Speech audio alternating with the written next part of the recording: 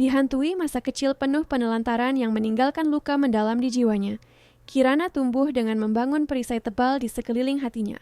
Dengan tekad yang membara, ia bersumpah akan mengubah nasibnya, apapun taruhannya. Setiap malam saat ia mendengar teriakan yang disusul keheningan mencekam, setiap pagi saat ia terbangun sendirian di sudut dingin rumah panggungnya, janji itu semakin membakar semangatnya. Ia ingat betul bau apek kasur kapuk yang kempes, suara rintik hujan yang menetes dari sela-sela atap seng yang bocor, dan ia bersumpah pada dirinya sendiri bahwa suatu hari nanti ia akan memiliki kehidupan yang jauh lebih baik. Pada usia 19 tahun, sebuah kesempatan seolah mengetuk pintunya. Teman masa kecilnya, Maya, yang sudah lebih dulu merantau ke Jakarta, mengiriminya uang untuk tiket bus dengan janji awal yang baru. Pesan itu datang di suatu Kamis sore yang mendung, saat Kirana sedang mengepel lantai sebuah warung kelontong demi beberapa lembar uang receh. Tangannya yang kasar gemetar memegang ponsel bututnya, membaca kata-kata yang terasa terlalu indah untuk menjadi kenyataan. Saat tiba di terminal Kampung Rambutan, Kirana terpesona. Gedung-gedung pencakar langit yang menjulang angkuh, lampu-lampu kota yang berkelip penuh gairah, dan denyut kehidupan metropolitan yang serba cepat membentuk sebuah dunia yang benar-benar asing baginya. Sebuah semesta yang penuh dengan kemungkinan. Aroma Jakarta pun berbeda, campuran aspal panas, aneka jajanan kaki lima, dan parfum mahal yang menguar di udara. Deru mesin kendaraan, suara klakson yang bersahutan, dan obrolan cepat para pejalan kaki membuatnya pusing sekaligus takjub. Ia memeluk tas pakaian usangnya erat-erat, merasakan jantungnya berdebar kencang. Maya menunggunya di terminal, mengenakan gaun ketat dan sepatu hak tinggi yang membuat langkahnya menggema di lantai keramik. Penampilannya sangat berbeda, riasannya lebih tebal, dengan aura percaya diri yang nyaris menyentuh arogansi. 2 tahun di perantauan telah mengubah gadis pemalu yang Kirana kenal menjadi seseorang yang hampir tak bisa ia kenali. Selama beberapa hari pertama, Maya selalu mengelak ketika ditanya tentang pekerjaannya. Ia hanya berkata bahwa itu adalah tempat yang berbeda, yang membayarnya dengan sangat-sangat baik. Kirana tidak memaksa. Ia terlalu sibuk menyerap setiap detail dari kehidupan barunya. Di malam hari, berbaring di sofa apartemen studio Maya yang kecil namun bersih, ia menatap kerlip lampu kota dari jendela dan merasakan campuran antara harapan dan ketakutan. Maya, dengan kepercayaan diri yang meluap, akhirnya memberitahu bahwa ia bekerja di sebuah tempat yang membayarnya mahal dan menawarkan untuk memperkenalkannya. Tempat itu adalah Kilau Bintang, sebuah klub malam mewah dan berkelas.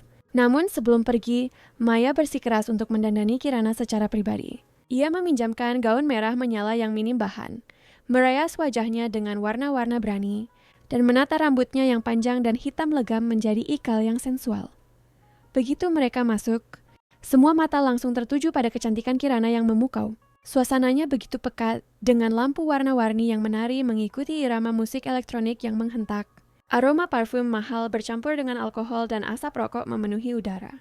Pria-pria berjas rapi memenuhi meja-meja VIP. Tatapan lapar mereka menjelajahi setiap inci tubuh para wanita yang berlalu lalang. Wow, para pria itu tidak berhenti menatapmu, bisik Maya dengan senyum licik yang tidak mencapai matanya. Ada sesuatu dalam senyuman itu, sebersih terasa iri yang ditutupi dengan buruk. Kirana merasakan hawa dingin menjalari tubuhnya, tidak nyaman dengan atmosfer dan tatapan penuh nafsu itu.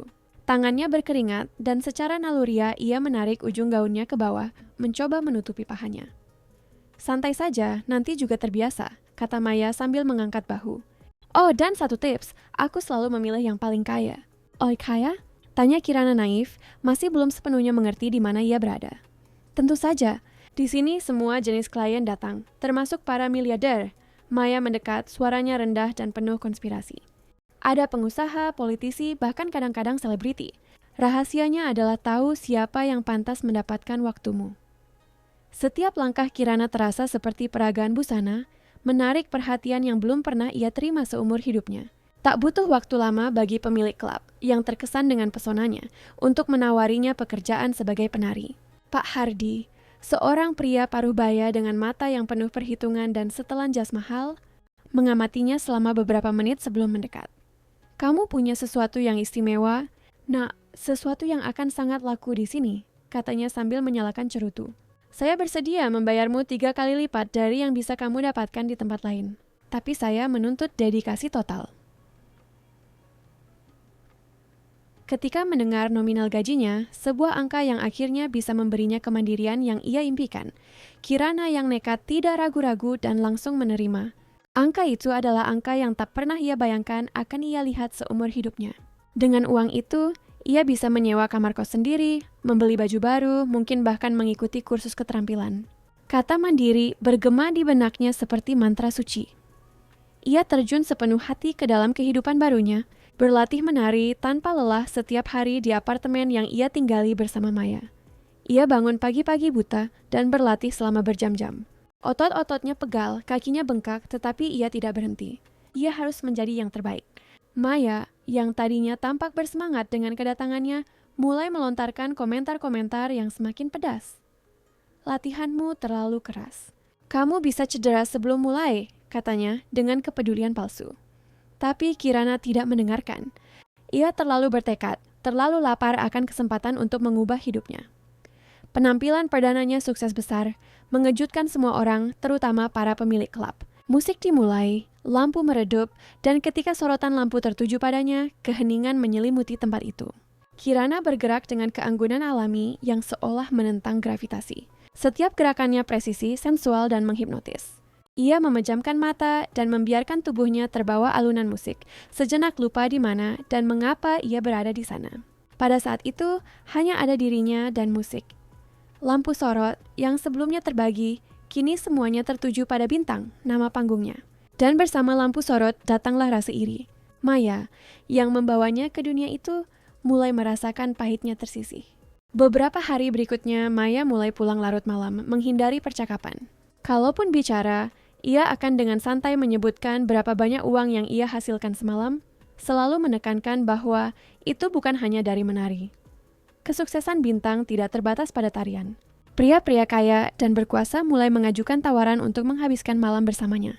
Kartu nama ditinggalkan di mejanya, botol-botol sampahnya mahal dikirim dengan catatan kecil. Seorang pengusaha minyak menawarinya 15 juta rupiah untuk satu malam. Seorang politisi berpengaruh melipat gandakan tawaran itu. Meskipun satu-satunya keinginannya adalah menari, janji uang mudah mulai menggodanya. Ini bisa menjadi kesempatannya untuk membeli rumah sendiri dan mengunci kemandiriannya selamanya. Pak Hardi memanggilnya ke kantornya yang mewah seminggu setelah debutnya. Dia menuangkan anggur mahal ke gelas kristal dan langsung ke pokok permasalahan. Kirana, kamu penari terbaik saya, tapi kamu bisa menjadi lebih dari itu. Saya punya klien yang bersedia membayar mahal untukmu. Satu malam, hanya satu malam, dan kamu akan mendapatkan penghasilan setara dengan 6 bulan kerja. Perutnya terasa mual, tetapi bayangan memiliki rumah sendiri tidak akan pernah lagi bergantung pada siapapun, terlalu menggoda. Saya akan pikirkan, hanya itu yang bisa ia katakan.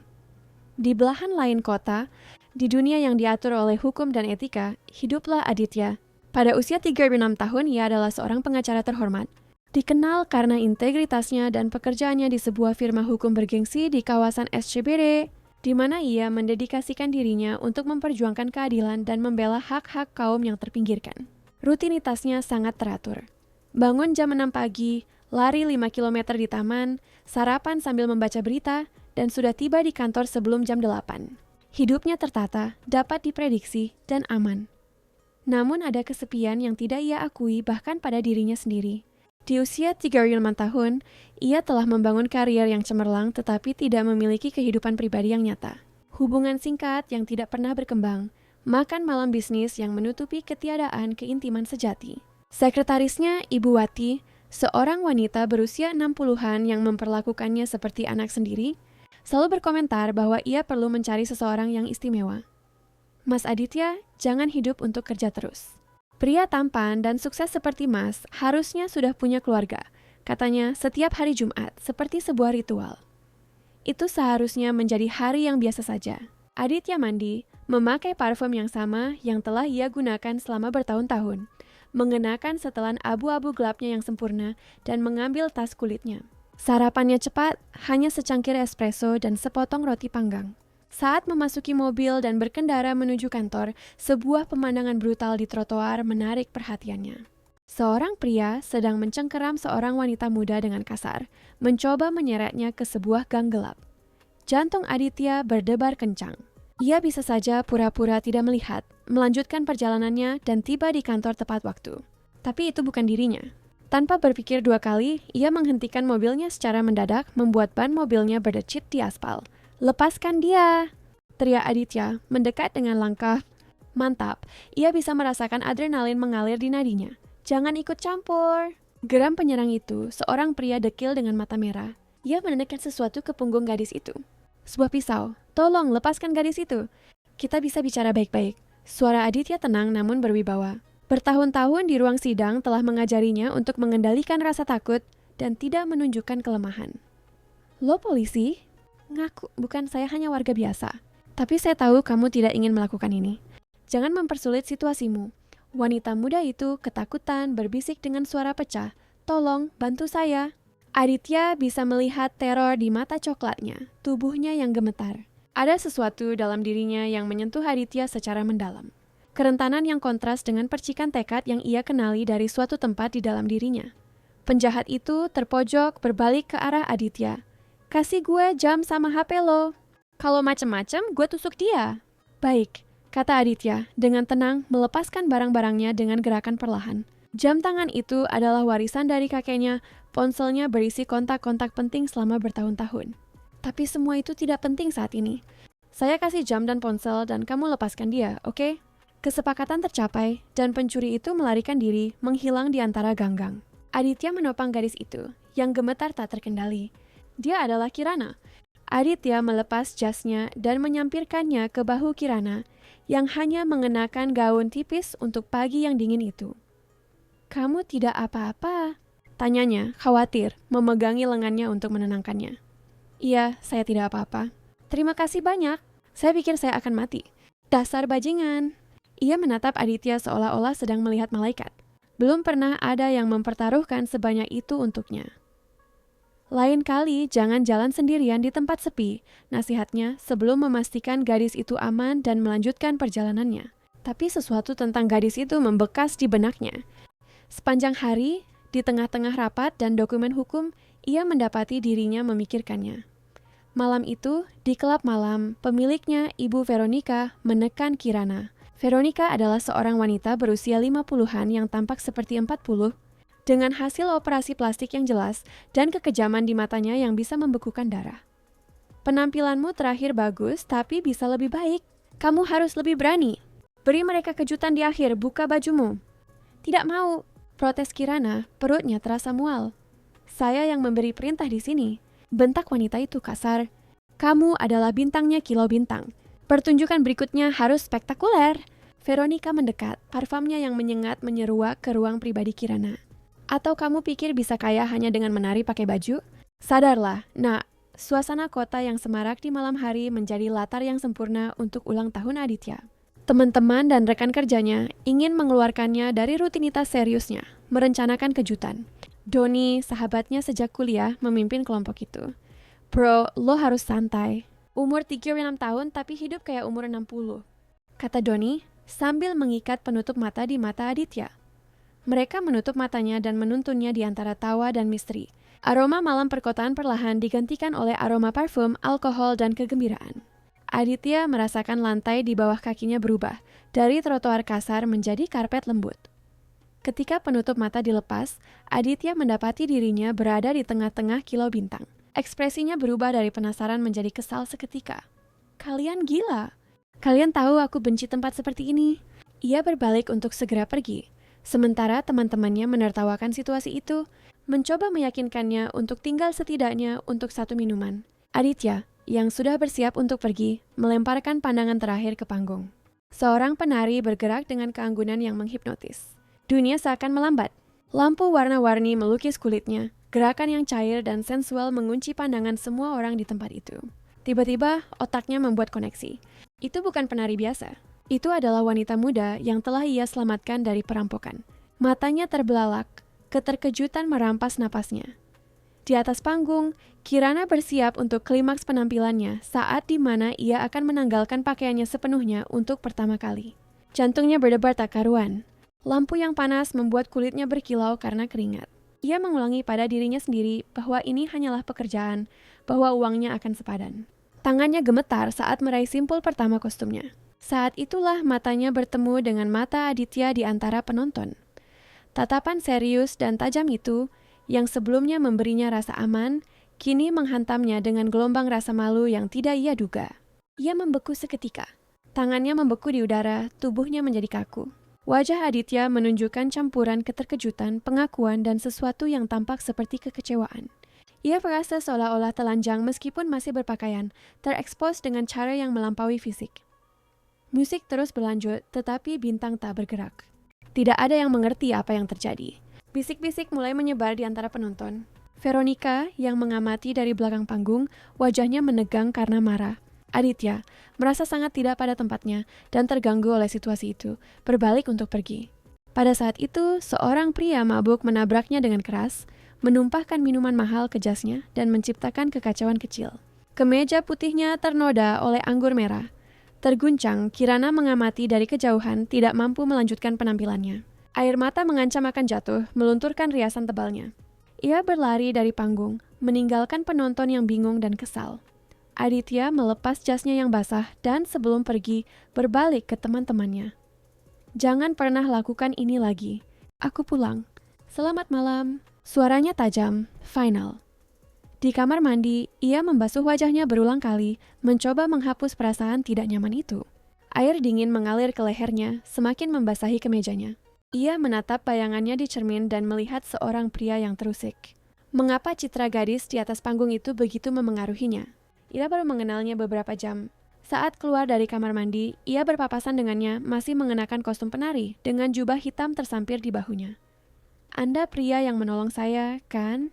Tanya Kirana. Suaranya bergetar namun mencoba terdengar percaya diri. Ya, benar. Dia hampir tidak bisa menatapnya. Anda mencari seseorang? Saya bisa menari untuk Anda secara pribadi sebagai ucapan terima kasih. Kata-kata itu keluar secara otomatis, sebuah naskah yang dihafal. Nada dingin dalam suaranya menusuknya seperti pisau. Tidak, terima kasih. Menurut saya, pekerjaan seperti itu tidak akan pernah menjadi profesi yang terhormat. Kata-katanya melukainya begitu dalam, lebih dari apapun yang pernah dikatakan orang kepadanya. Karena kata-kata itu datang dari seseorang yang, untuk sesaat, ia yakini melihat sesuatu yang baik dalam dirinya. Ira sadar air matanya akhirnya mengalir. Dan siapa Anda bisa menghakimi saya? Bentaknya. Anda tidak tahu apa-apa tentang saya. Tidak tahu kenapa saya ada di sini. Tapi Aditya sudah pergi, hanya menyisakan gema kata-katanya dan aroma parfum maskulin di udara. Hari-hari berikutnya terasa kabur bagi Kirana. Penampilan yang gagal itu menimbulkan gosip kejam dan tekanan yang meningkat dari pemilik klub. Veronica memanggilnya untuk pertemuan yang menegangkan. Kamu mempermalukan saya di depan klien-klien terbaik saya. Ini tidak boleh terjadi lagi. Lain kali, kamu akan melakukan apa yang saya perintahkan, sepenuhnya, atau kamu keluar. Maya, di sisi lain, meneteskan racunnya yang disamarkan sebagai persahabatan. Dia dengan santai berkomentar tentang bagaimana ia mendapatkan klien kaya tadi malam, tentang hadiah mahal yang ia dapatkan, selalu menatap Kirana dengan senyum palsu. Tahu tidak, Kirana, mungkin dunia ini bukan untukmu. Mungkin kamu harus kembali ke kampung halamanmu, katanya dengan kebaikan palsu. Kehidupan Kirana seolah hancur berantakan ketika takdir campur tangan secara tragis. Saat itu hari Selasa yang hujan, langit kelabu dan berat. Dia sedang asyik dengan ponselnya, membaca ulang pesan yang telah ia ketik untuk Aditya tetapi tidak pernah terkirim. Saat menyeberang jalan, ia tidak melihat mobil yang melaju. Ia hanya mendengar decitan rem dan kemudian benturan. Rasa sakitnya langsung dan luar biasa. Kirana terbangun di kamar rumah sakit 3 jam kemudian, dengan kaki yang digips dan tubuh yang sakit. Di mana aku? Apa yang terjadi? Suaranya lemah, tenggorokannya kering. Sebuah suara yang familiar menjawab, di rumah sakit. Kamu mengalami kecelakaan, itu Aditya. Dia duduk di samping tempat tidurnya, wajahnya dipenuhi rasa bersalah dan khawatir. Ada lingkaran hitam di bawah matanya, seolah-olah dia tidak tidur. Kecelakaan? Tidak, aku tidak bisa. Kemana aku akan bekerja sekarang? Ia panik, mencoba untuk bangun dan merasakan sakit yang luar biasa menjalar di kakinya. Tunggu, kamu yang menabrakku? Lampu untuk pejalan kaki sedang merah dan kamu sedang tidak fokus. Jelasnya merasa sangat bersalah. Menyisir rambutnya dengan tangannya sebagai isyarat frustrasi. Saya bersumpah itu bukan salah saya. Saya sudah mengerem, mencoba menghindar, tapi dia berhenti, suaranya tercekat. Jangan khawatir, saya akan menanggung semua biayanya. Dokter, obat-obatan, fisioterapi, semuanya. Maya tiba tak lama kemudian, sepatu hak tingginya berisik di lantai rumah sakit.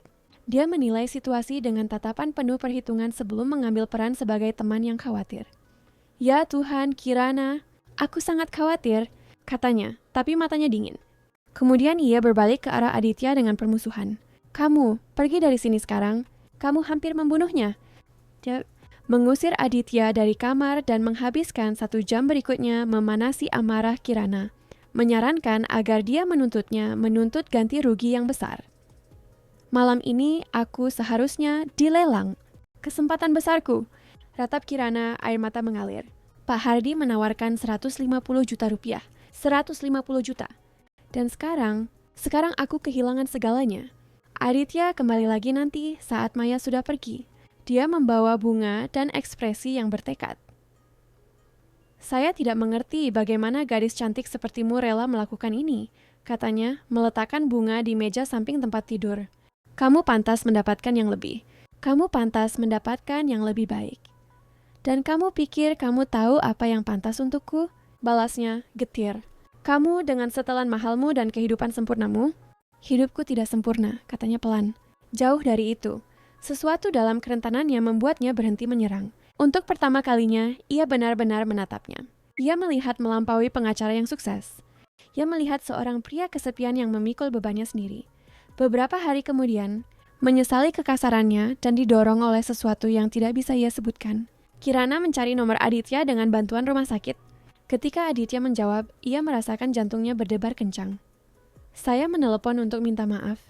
Kecelakaan itu salah saya. Anda sudah menawarkan bantuan dan saya malah bersikap kasar. Terlihat jelas Anda orang yang baik.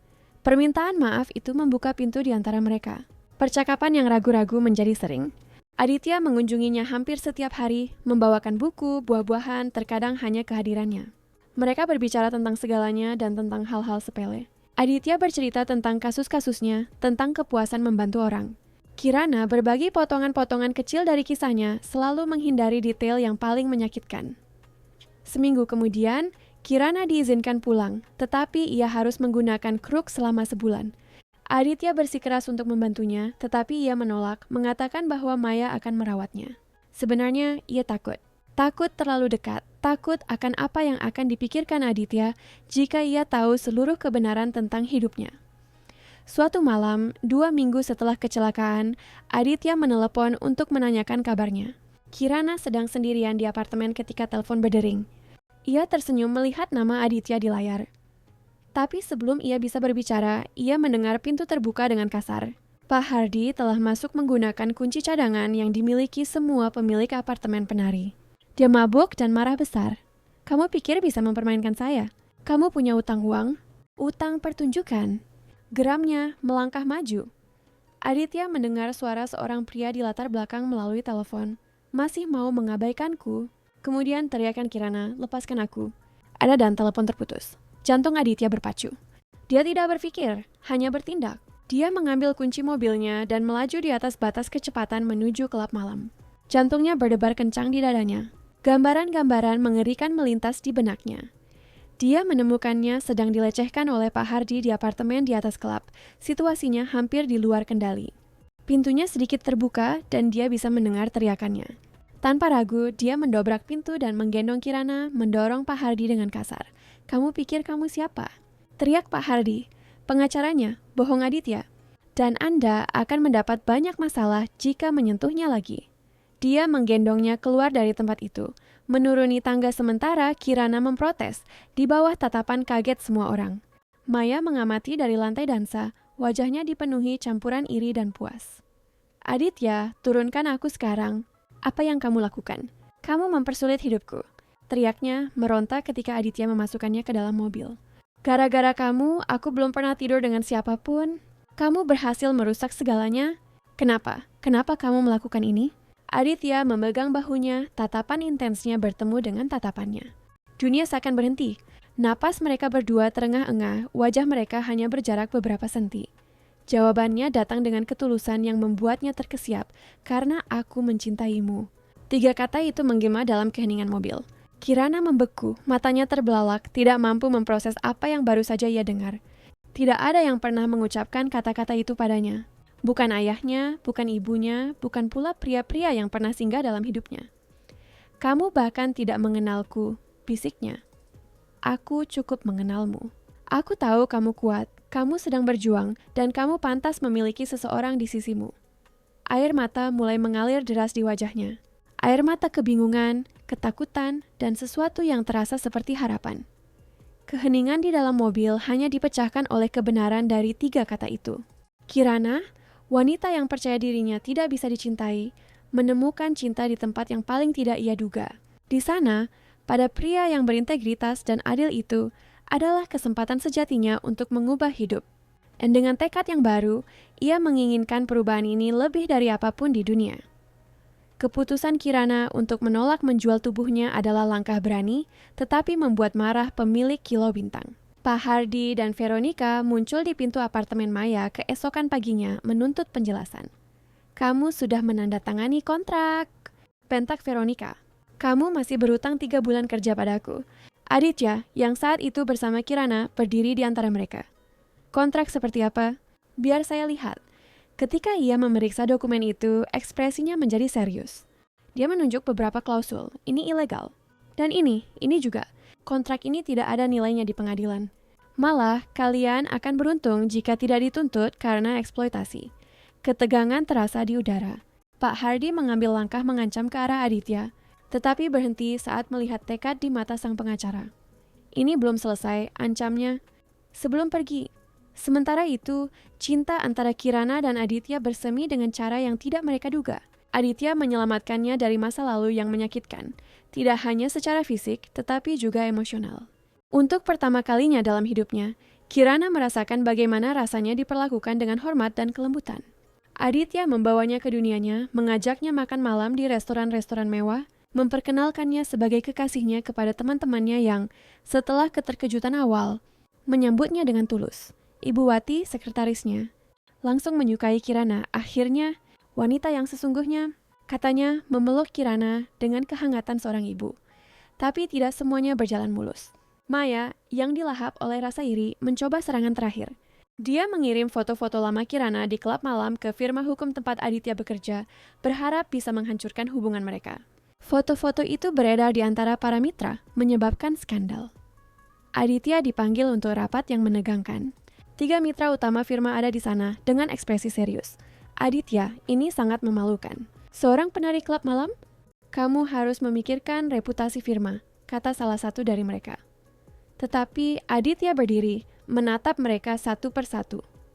Wanita yang saya cintai memiliki masa lalu yang sulit. Dia melakukan apa yang harus dia lakukan untuk bertahan hidup. Tapi dia adalah orang yang berintegritas, berani, dan lebih jujur daripada separuh klien yang kita bela. Jika Anda semua tidak bisa menerimanya, maka mungkin saya tidak lagi pantas berada di firma ini. Keheningan itu memekakan telinga. Kemudian, mitra paling senior, Pak Hendrawan, yang selalu menjadi mentor bagi Aditya, mulai bertepuk tangan perlahan. Bagus sekali. Kamu orang yang baik, Aditya. Lebih baik dari yang kami pantas dapatkan. Dan berkata, sambil menatap mitra lainnya, saya rasa kita semua di sini punya masa lalu yang tidak kita banggakan. Siapa kita untuk menghakimi? Krisis itu berlalu, tetapi meninggalkan bekas. Kirana merasa bersalah, berpikir bahwa ia merusak kehidupan Aditya.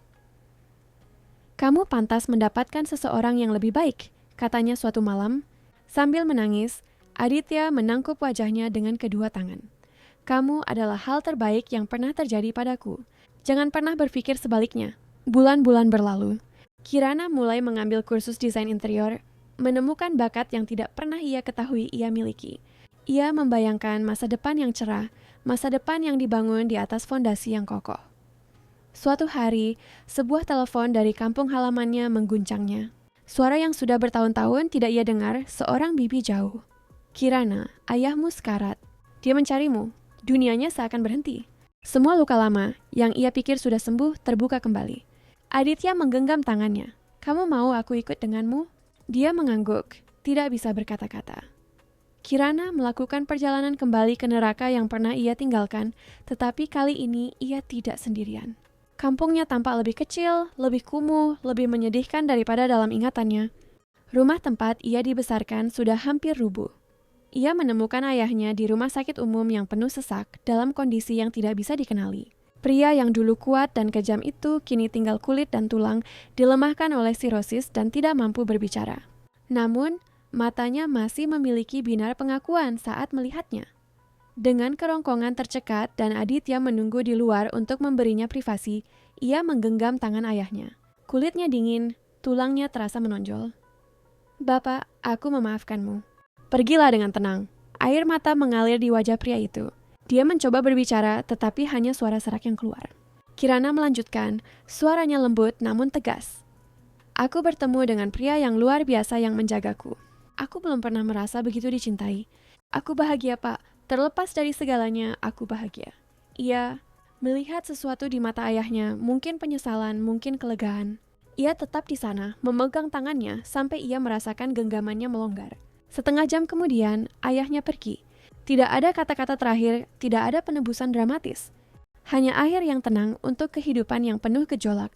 Ibunya muncul di pemakaman. Ia tampak tua, membungkuk karena beban rasa bersalah. Setelah pemakaman, di sebuah pemakaman berdebu di bawah terik matahari, ia mendekati Kirana.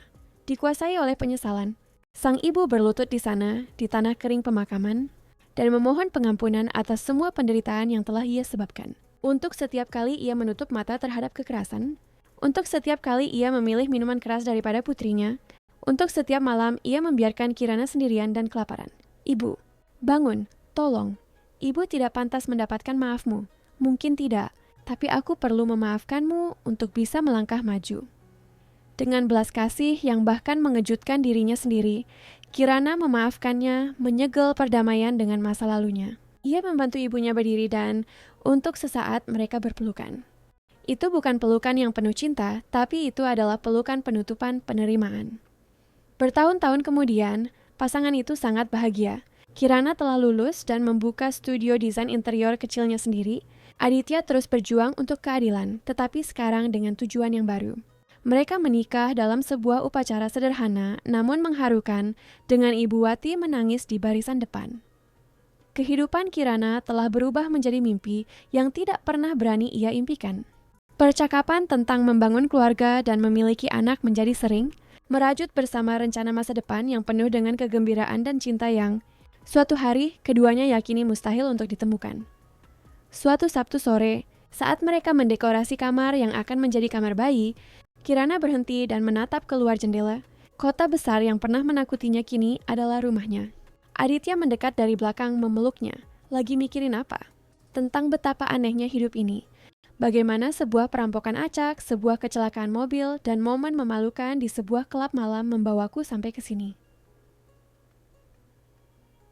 Aditya mencium lehernya dengan lembut. Mungkin itu bukan kebetulan. Mungkin itu takdir.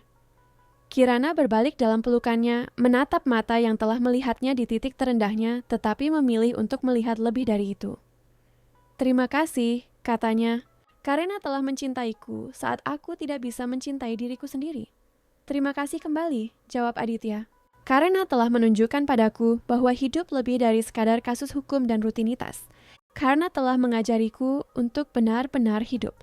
Dan di sana, di kamar yang akan segera dipenuhi tawa anak-anak, dua jiwa yang bertemu dalam keadaan yang paling tidak mungkin menyegel cinta mereka. Itu bukanlah kisah yang sempurna. Ada bekas luka dan ketidaksempurnaan. Tapi itu milik mereka. Dan itu nyata. Dan bagi Kirana, yang menghabiskan masa kecilnya dengan percaya bahwa ia tidak layak dicintai, itu lebih dari cukup. Itu adalah segalanya. Outro para Ovidio di YouTube. Nah, gimana nih para pejuang cinta? Perjalanan Kirana dan Aditya emosional banget kan?